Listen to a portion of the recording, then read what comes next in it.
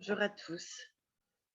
J'avais juste envie de vous partager un moment pour faire un petit peu un point sur ces années qui se sont écoulées, sur ces années qui n'ont pas été forcément très faciles et qui nous ont apporté beaucoup d'émotions, en tous les cas, ou de perturbations. Nous avons été beaucoup sollicités à travers les peurs qui pouvaient remonter. Nous avons eu peur du virus, nous avons eu peur de la maladie, de la mort.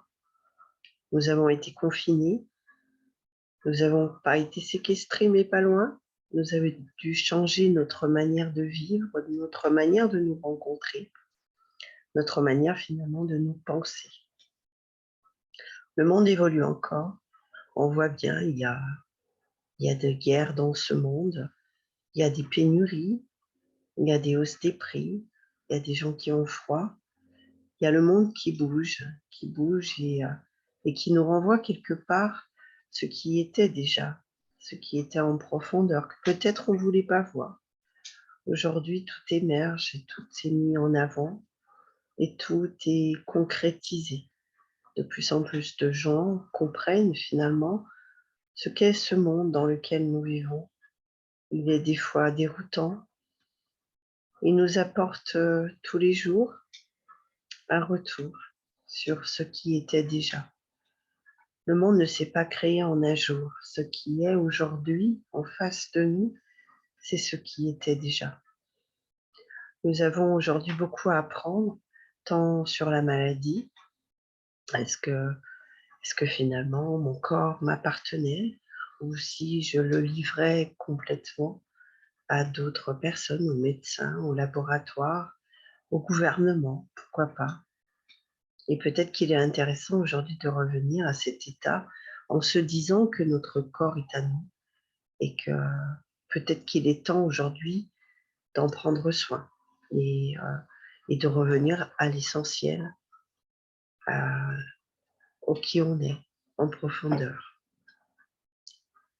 Ce monde nous apporte aussi une gestion qui n'est pas forcément faite dans le collectif, mais plutôt dirigeante. Elle nous amène à nous reconsidérer, à voir combien nous avons été finalement entre les mains de beaucoup de personnes, mais que nous avons oublié de nous prendre en main. C'est un état de fait, simplement. Aujourd'hui, on se retrouve confronté à ce qu'on n'a pas fait, tout simplement. C'est déroutant, peut-être, mais c'est vrai, et c'est un fait. Peut-être qu'aujourd'hui, il est temps, justement, et ça tombe plutôt assez bien. Nous sommes à une fin d'année et on sait que ces débuts d'année, on a toujours un potentiel qu'on veut réinvestir. Pourquoi, pour ce début d'année, justement, on ne réinvestirait pas en soi, on ne remettrait pas tout notre capital, on ne se réinvestirait pas en nous, et pourquoi on ne porterait pas finalement plus de crédit à nous plutôt que d'en mettre sur l'extérieur. Peut-être que ce début d'année, vous pouvez aussi investir sur vous. C'est un bon capital. Et qu'en soi, si vous vous reprenez au niveau de votre santé, si vous commencez à réinvestir votre corps, à repenser ce qui est essentiel pour vous, à vous recentrer, si vous commencez à comprendre les relations avec les gens et à ne plus rentrer dans des jeux psychologiques, à éviter les manipulations et les manipulateurs, peut-être que si vous commencez à discerner ce qui est juste pour vous, peut-être que si vous discernez aussi ce qui n'est absolument pas juste pour l'humain, peut-être qu'il est temps aujourd'hui simplement de revenir dans le qui vous êtes, dans votre essence, et de pouvoir reprendre votre place, la place qui n'a jamais été perdue, mais qui vous attend en tous les cas.